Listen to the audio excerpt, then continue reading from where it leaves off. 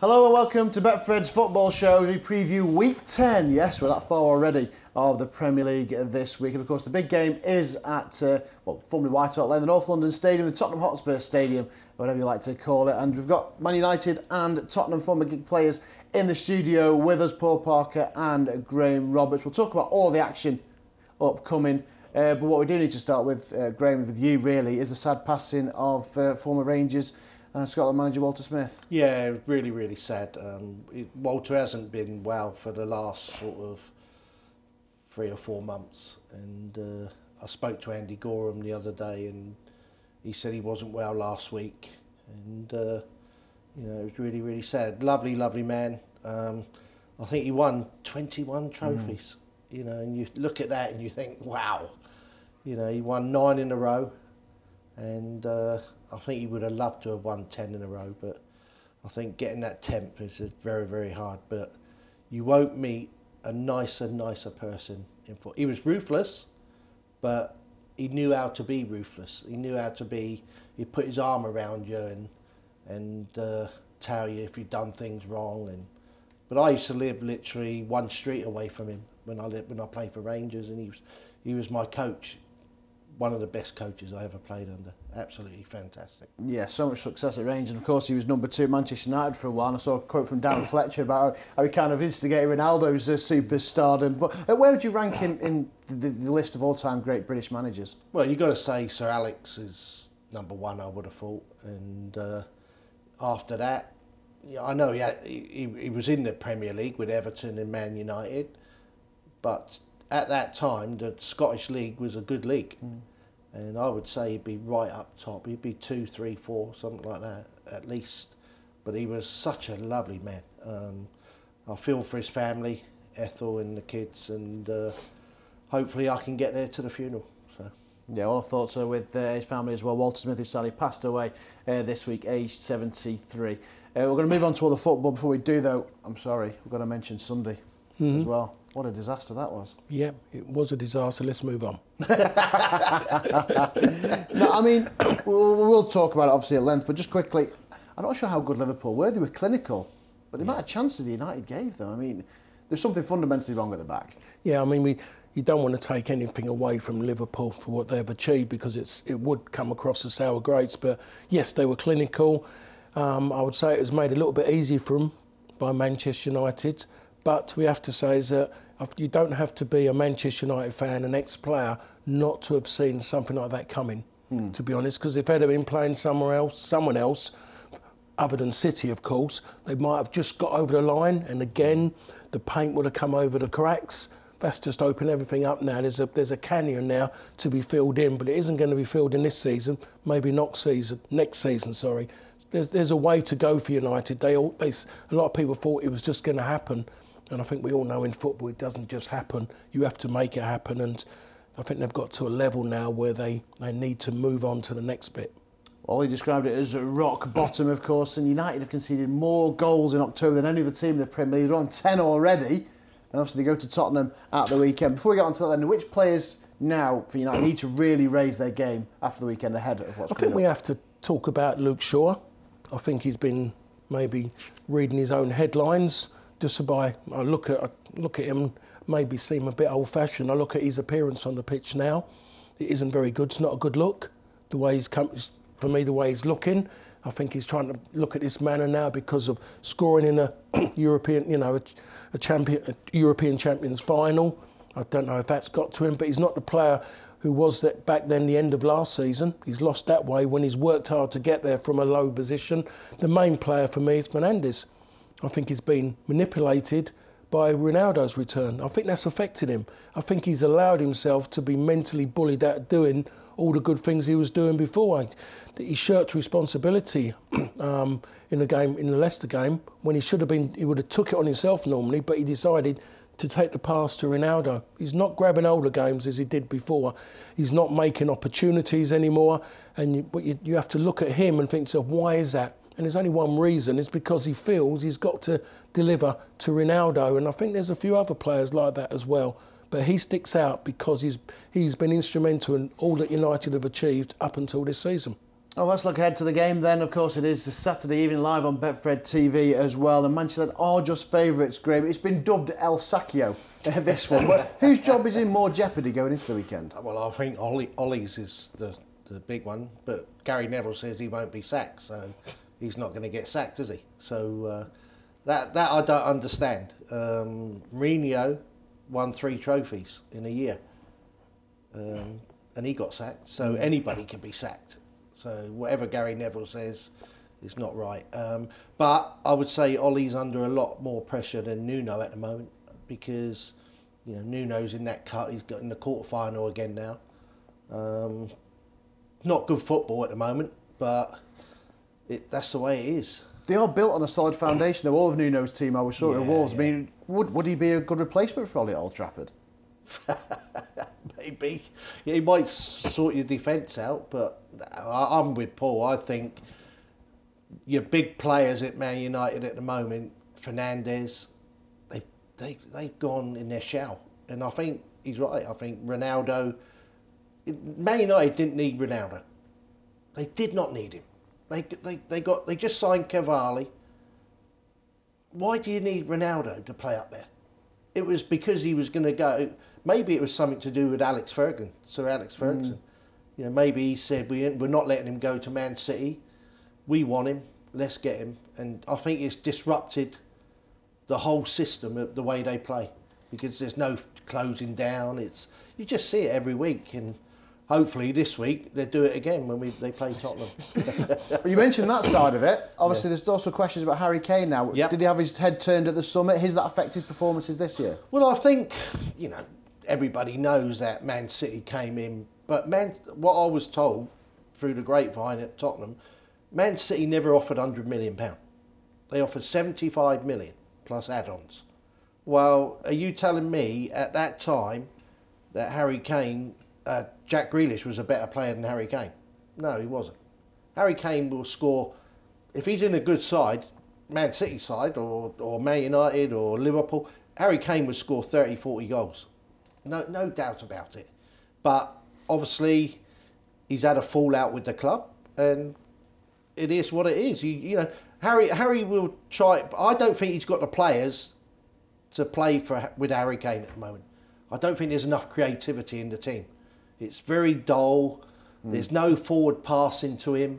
He's having to come deep to pass the ball forward. Everybody was moaning last year about Mourinho, dull football. But Harry Kane scored 25 goals, 14 assists. Son scored 17 goals and 10 assists. Well, it couldn't have been that dull. And that's what you should never, ever think you're going to get somebody better. I think they went for Pochettino. It never happened, and we ended up with Nuno.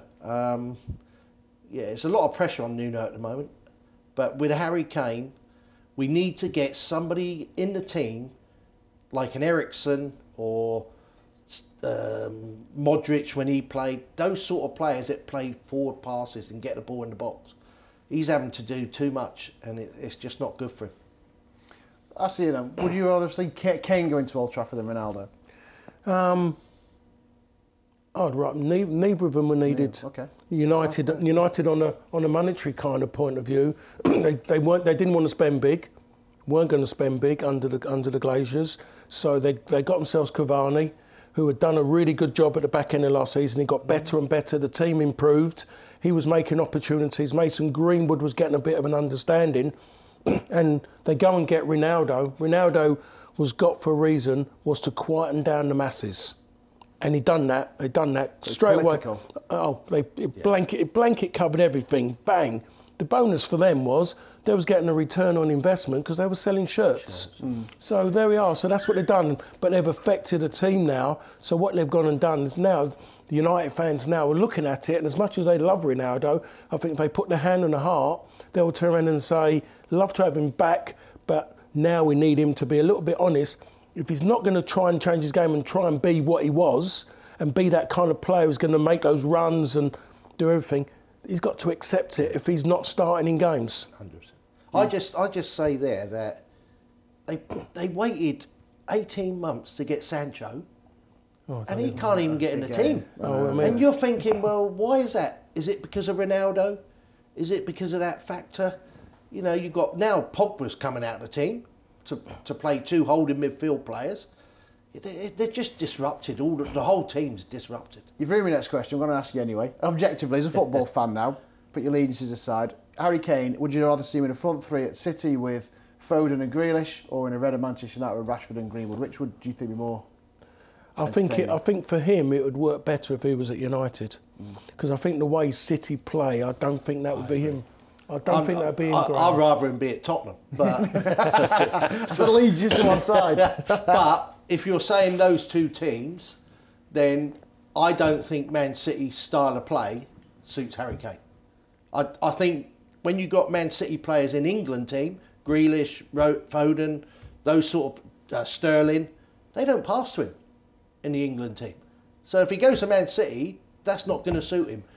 I think Man United's style with Fernandes there and playing forward passes, because you get Harry Kane in the box, he'll score goals. Yeah. And I think Man United would be a better, but he's not going. He's going to When stay you, in the when top. you said there, Graham, the Man United style, you meant the yesterday style. Yeah, as such, yes. the style Not the style now. Now. I'm saying the old style. Like you look last year, they came to Tottenham. They could have won 6, but we beat them 6 here, and that's what he can do. You mentioned that. I'm going to give you some stats there. Only 1 of the last 6 meetings between these sides has gone to the home team. It's always been like an away day. United have lost 3 Premier League games on the bounce since Van Gaal's reign back in 2015, and that obviously could happen this weekend for Ollie. Ronaldo has not scored in his last 4 Premier League matches. That's his worst run since 2017. He's not gone 5 in a row since 2019. He's 5 to 4 to score any time this weekend as well. So let's get some predictions then. Is it going to be heart over head for both of you? Yeah. I think it's a dodgy game. It's one that I looked at. I thought, you know what? When you look at the correct score, nothing is off the table. No, it could be agree. goalless. I agree. It could be 7 apiece. I think it's going to be a high-scoring game. I think because we have got a good centre half now, Romero. He is very, very good. But I just feel that both teams, attacking-wise, they just attack. And I think Nuno will play the 3 lads up front and 1 just behind, and Ndombele maybe, or Lascelles. Yeah, I think it'd be maybe 3-2 or 4-3, something like that. That's what it's going to be. Sticking with Spurs. I've got to. I can't go against my team. Paul? I don't know. I'm not going as big as Graham. I'm going to wear my heart on sleeve. I'm going to say United to win it 1-2. But just on the other side of it, I just look at it and Ollie has to change that midfield. Yeah. He has to try something new. It might not work, but people have to see he's willing to try something else now. Because I could never understand. He kept looking at it, going playing them at Fred midfield, and you're kind of going, you're playing it, but it doesn't work because United concede goals. So it's not working. Do something different. And the old adage is if you play in attacking and with good ball retention, that means the opponents don't have the ball a lot. That means they don't get to the back 4. United don't play that way. Top sides hold the ball in midfield. Will you go back to counter-attacking and stop with this press that has clearly failed them? Well, what? They never got it going. So how's it failed? It's like having 2 holding midfield players. Yeah. What have they held? They haven't held anything. They might as well hold hands. It's pointless. It doesn't make any sense. You've got Van der Beek, who needs a run of games. I don't know if Ollie signed him. And just going back to what Graham said, he spent 18 months during that lockdown period. All we kept hearing was Sancho. We kept hearing Rio Ferdinand going on about Sancho. I don't think Rio's watched a lot of German football, to be perfectly honest, but it's a good name to say. And he gets him there, and he doesn't give the lad a run. So the lad gets a start against Leicester. They lose at Leicester, Champions League game, you're not playing. But the lad's been playing regular Champions League football for Dortmund, making a name for himself. That's what everyone's going off. And he doesn't play him in a Champions League game. You don't sign big players and not play them in big games. And I've only learnt that from Sir Alex Ferguson. And so it doesn't make sense. Play your big players. Right, let's move on then. Both of them sticking with their sides. We kind of expected that, I suppose. Right, first game of the Premier League weekend, though, is at the King Power. This is a close one, isn't it? Leicester versus Arsenal. Arsenal turned it around, Graham. Yeah, they turned it around, but it's still behind us. So, no, I think I saw him play. Was it the end of last weekend, wasn't it? Yeah, Friday Villa, yeah. Friday game, sorry. And they were brilliant. I've got to say, they were very, very good. Similarly, they were good against Spurs, and they were awful again against Brighton. Are we still in the Jekyll and Hyde stage? They are. They're at the moment, they're sort of, one game they're good, the next game not so good. Like against Leeds in the Cup the other day, I didn't think they were very good there as well. I thought Leeds were a better side. But, yeah, they're not conceding goals. That's the one thing with them. They've gone back to the George Graham era, 1-0, 1-0, 2-0, you know, and I think this will be a tough game for both teams. I think Leicester, you know, I loved his comment yesterday. I think it was yesterday or the day before. The manager at Leicester, when he said about Maddison, they was all going on about Maddison. He said, well, his thing in the team is he's got to score goals or make them. If he doesn't, he ain't playing. Which is right. Yeah. And that's what you need. You need an honest manager, and it's got the better out of him because he's played really well the last 2 games. So, yeah, I think Leicester might just sneak this one. Didn't see that one coming. Leicester have won 4 of the last 7 meetings with the Gunners, although Arsenal won both the away days at the King Power last year, including a win in the Cup. Just mention on Jamie Vardy as well, because he's on fire. He scored more goals against Arsenal than any other team in the Premier League. He's 3-1 to get the opener. I mean, Leicester have had an indifferent start. They've just picked up, but there's always that constant Vardy was scoring goals.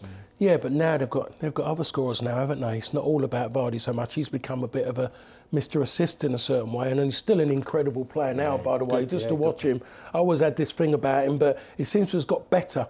And he's become a better footballer now for the fact of he's realising his age and he's got to change his game slightly, and it's good that he's adapting that well.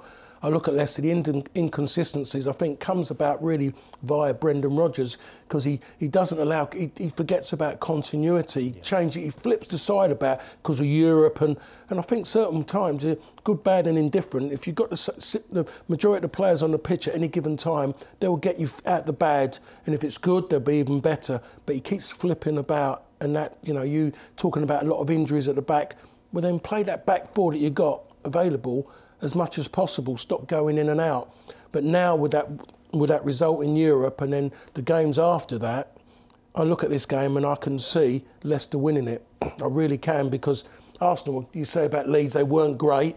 You talked about them defensively. Yes, they're keeping clean sheets, but defensively they're still not good, are they? No, really, they're open. But they're very, very open in the way they play, and they're just reliant really on their young players. One player is Smith Rowe.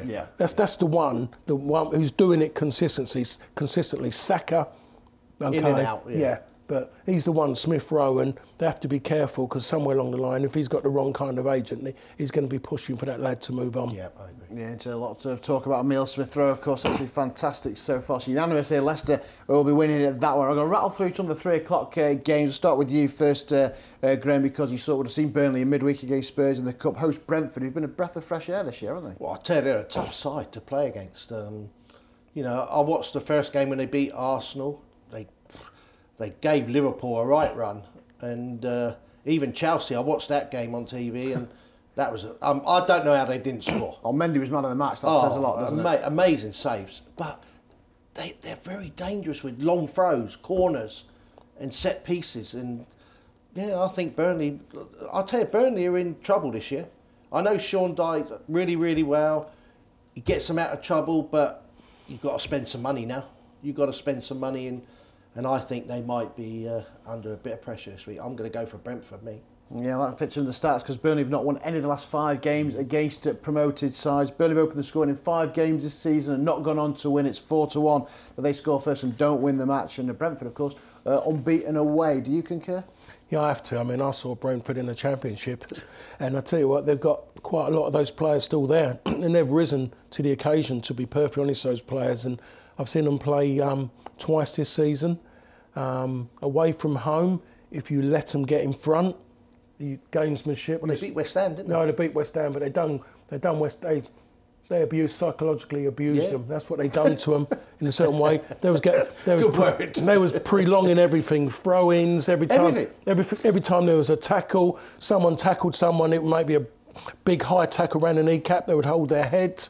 They'd get the trainer on. They did everything. It was awful. It was that good job. There's 1,000 metres between the fans and the pitch, because I think someone wanted to run onto it. To be honest, really, it was like it would have been one of them. It would have been some big run across the pitch, a sprinter. By the time you get there. But I mean, they're good at what they do. But I mean, Leicester dug out a great result there, by the way, as well. A deserved result as well. I mean, Chelsea were fortunate. They've taken Liverpool to the limits. So Brentford are there to stay for this season, at least, definitely. Anyway.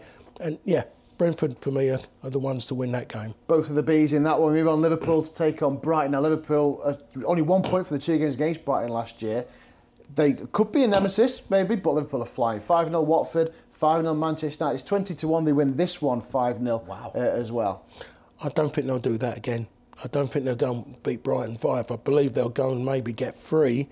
And the reason, I don't think any other side, I don't know if Graham will concur, no side for me during that lockdown period missed their fans more than Liverpool. 100%.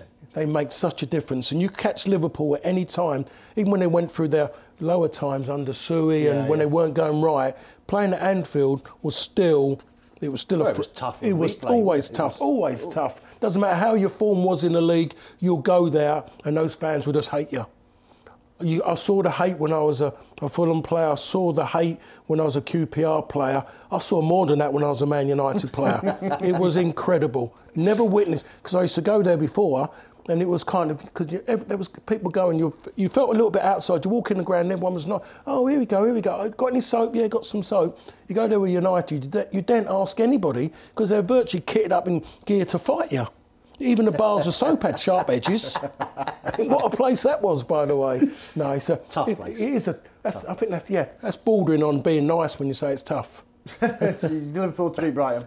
Yeah, without a doubt. I'm going 5-0. You're 5-0. Having fancy with the 20s. 20-1. Yeah, I'm going to go 5-0. I'll come to you on City versus Palace then. It's Pep's 200th Premier League game this weekend. Crystal Palace went back in 2018, that absolute thronker from Andros Townsend, of course, won the game. But City have only lost 1 of their 50 home games since then. Is this another gimme on the keeping?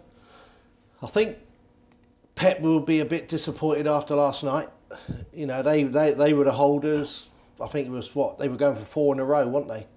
So it'd be a little bit of a backlash here. There, people were saying, I'm reading the paper coming in this morning, that Kevin De Bruyne is not at his best at the moment. You know, he needs... It was a nasty injury, wasn't it? Yeah, it was. Yeah, Champions League final. So I think, you know, but you look at Man City, the quality they've got. But saying that, Palace should have beat Arsenal, and they're not an easy team to play against. They beat Tottenham, slaughtered them, and they're not an easy team to play against. And I think it's going to be closer than what people think. I think Palace will score, and I think Man City might just sneak it 2-1. I was at Palace last weekend against Newcastle. We haven't mentioned Newcastle yet, have we? No, we will. Oh, good, yeah. Okay, then. we leave Newcastle alone because it's easy to be nasty. But, they were awful. Palace, they didn't start with Zaha because he missed the Arsenal game. He was ill, wasn't he? So he was ill, but he was on the bench. I think maybe Vieira should have started with him. So I think if they had started with him, I think they would have got that early goal and it made a difference. But Newcastle were poor. They went even further back. Graham Jones went further back than what Brucey would defended. You know, I think Lascelles was playing off the 6-yard box. They were that deep, it was horrible. First half was the worst 45 minutes I watched this season. And then if we go to the other side of it, we're talking about Man City. I was at West Ham last night, and again, he had a lot of the ball. I think they were trying too hard to get the young lad, Cole Palmer, to score. They worked, good player he's going to be. But they had a lot of the ball, and I think just West Ham deserved it in the end, just by the way they stuck at it. They weren't negative. They were trying their best to go forward. Substitution at the end, bringing on 3 of their main players on 20 minutes at the end, I think made a difference. But I look at it, and Palace had that bit you mentioned in 2018, wasn't it? It was a stunning goal, though, it was a great goal, but no, I think they've forgotten about that. I think that City will win this one by 2 or 3. There you are then. So Granger with 2-1, 11 of the last 16 clashes Palace have failed to score against City. It's 4-5 that City win to 0. Right, you mentioned it, we're on to it then. Two of the richest clubs in the world. Newcastle taking on Chelsea. Chelsea to win. Simple. Yeah, I think it's as simple as that. When I see the them defensively, they are so bad defensively. When you speak to, I spoke to an ex-player who works on the radio, who's telling me, he goes, they're so bad. He said all the bad things to me before the game about Newcastle. And I'll tell you what, don't ever call out a player who knows his football club, because he knows his football club and their strengths and weaknesses. Sorry, just their weaknesses, not many strengths. And everything he said about them were poor. And just to the fact of Chelsea didn't have Lukaku played in that last game. I said to people, if Lukaku had played against Norwich, they wouldn't have scored. I don't think they would have scored 7. No, it would have probably been about 4. Yeah, he wouldn't have scored because of the fact of the way Lukaku. They would have tried to give him the goals. Yeah, because they know he'd be moaning if he doesn't. He'd be waving his arms about. But their sheer movement affected not. Yeah, but they'll do the same to Newcastle, because Lascelles does not want to move off of that half moon. He wants to stay there. Doesn't want to run about. Chelsea to win this game by 2 or 3. There we are, then Chelsea to come through. When do you agree, Graham? I think it might be more. I think Newcastle, they're in trouble. I know they've been brought out. I think Norwich are down. And I think Newcastle and Burnley are really in trouble this year if they don't spend good money and get good players in. But who's going to, they've got from now till January, 6 weeks, 7 weeks, well more, 8 weeks, 9 weeks. Yeah. You've got to get results. And, who's going to take the job? You can obviously say that the manager there now, he's not going to get the job because he's even deeper, like Paul said, deeper than Brucey. I think they're in trouble. I think Newcastle are in trouble. I think Chelsea, it's going to be 3 or 4. These are the 15, 16 games, I think, until, well, maybe not as that many, but 14, 15 until they can actually make signings in January as well. It's a nightmare, yeah. Only twice in the history of Newcastle failed to win their opening, or any of their opening 10 games. Mason Mount's been involved in more Premier League goals than any other player under Thomas Tuchel, the Chelsea player. He's 7-4 to score any time and add to his hat-trick last week. And the only silver lining for Newcastle is Callum Wilson. He's scored his last 6 Premier League appearances. He's 5-2 to add to that. Right, really quickly, we're going to rattle through these last few games. We'll start with you, Graham. Watford and Southampton. What Watford's going to turn up? Yeah, I think Watford are maybe the new manager's turned the corner there a little bit. He's got them playing, and he's got different players in their right positions. Yeah, I think Watford will beat Southampton. I think it'd be 2-1 or 2-0, something like that. But I think they'll win. Yeah. We've won just won the last 13 versus Saints. I'm going to go Sparrow on the fence. Draw. Yeah. Right, move on to Sunday then. Norwich and Leeds. Wow, 2 teams really struggling. Do you know, it annoys me, Norwich, because they've come up, they've not really spent any money. At the end of the season, they know they're going to get 100 million quid. They go back down, they win that league again, come back up, get another 100. Come on, let's have a go and try to stay in the league. But they're going to be so far apart by Christmas that it's just, for me, it's disappointing for their fans that they're not spending that little bit of money to go. But you look at it, if they don't win on Sunday, then I think they're relegated anyway. Yeah. So it'd be a tough game. I think Leeds are getting their players back now. They're hoping Bamford's going to be back. Yeah, he's I think scored 4 they've missed 5 him. games against his former clubs as well. I think he's 6-4 to score any time. Yeah, I think they've missed him. I'm going to go 1-0 Leeds. 1-0 Leeds. Then I'll come to you for Aston Villa and West Ham. The Claret and Blue derby, it's got the whole match being a cracker. Yeah, it has as well. And I mean, I've seen quite a lot of West Ham, and there's definitely an edge about them now compared to it has been under Pellegrini. David Moyes has gone back he did it previous before he left. He turned players around, and Arnautovic, he got him going, put his arm around him, and then Arnautovic suddenly became his hero, decided to make that big move to win medals in China, and that kind of killed him as a player.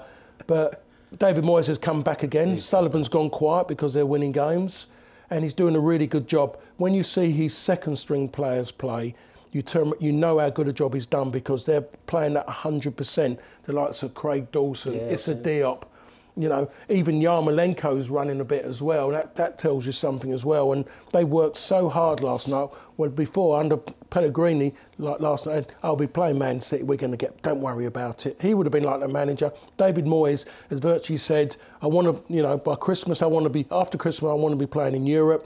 And he's saying, I want to go as far as I can in every competition. Small squad, even a squad of a lot of players, maybe 11, 12 good players who people say about Premier League. and yet they're having a good time. Near full house, by the way, full house. But don't you think, when you're on a winning run, you want to play, and you want to keep playing, and that goes right through the squad. When you change 7, 8, 9 players, then and you lose, everybody's down. David Moyes, I think he's a brilliant manager.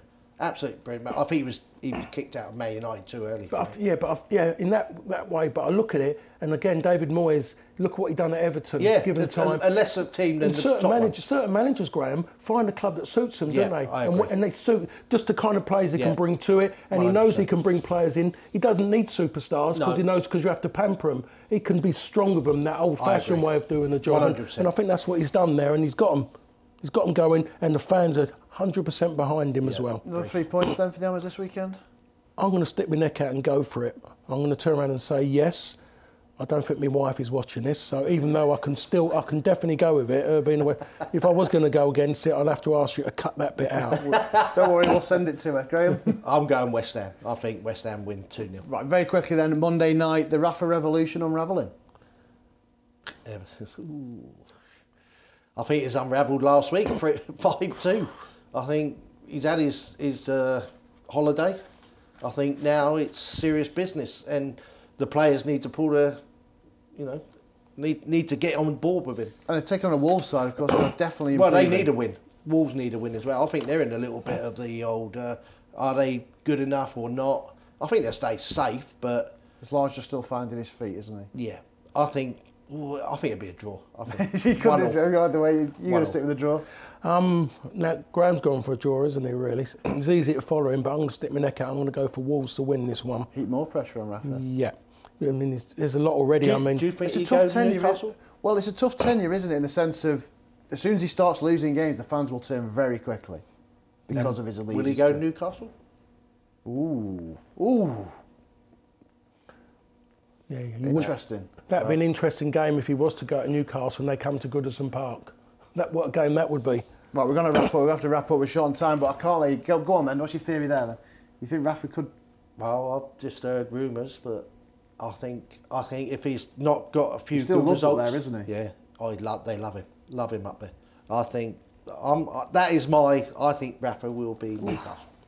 But I mean, I want to turn around and say I can't see him doing that for all the reasons. But I look at it, and if you're Newcastle, if you're going to bring a manager in now, bring in somebody who knows Premier League, knows the club. Yeah, and he's respected by Premier League players, ones who have played for him. But everyone knows he's managed and what he's done in the Premier League. Don't bring in another manager from overseas and hope that they do okay because they're a big name. And they've got a big name agent, and it's all about who's got the biggest black book of players and whatever. Bring in a manager who knows the league and knows the kind of players that you need. Newcastle need that, by the way. They're not going to get these so-called great players until they prove themselves in their own domestic league. Great. Right. Best bet of the weekend, time. I'm going to come to you first, Graham. The strongest bet on the Premier League coupon this weekend? Leicester 2-1. Leicester 2-1 to beat Arsenal. You can't have Chelsea. I was going to go Man City 5-0. Go on, give us your best bet of the weekend. Oh, God. I'm not a gambling person to work like that. We've not asked you to gamble. I'm just trying to think the best... You know what I mean. It would be Chelsea if I let you have Chelsea. Yeah, no, it wouldn't have been like that. Do you know what? I can't really think of one because the games ain't that good, in my opinion. There's nothing really there. United to beat Spurs. No, that's too tight, that one, isn't it? Go Liverpool. You fancied West Ham? West Ham to beat... Yeah, look at West Ham to beat Villa, but everyone's going pro-West Ham at this moment in time. Leicester to beat Arsenal. Unanimous. Best bets, Leicester to beat Arsenal. I've We'll know our fate early because the first kick-off of the weekend as well. Thanks to Graham, thanks to Paul for joining us. Fingers crossed that Leicester beat Arsenal for both of them. And of course, they'll be going head-to-head on Saturday night in the big game of the weekend as Tottenham take on Manchester United. That's a round-up then and a look ahead to Week 10 of the Premier League.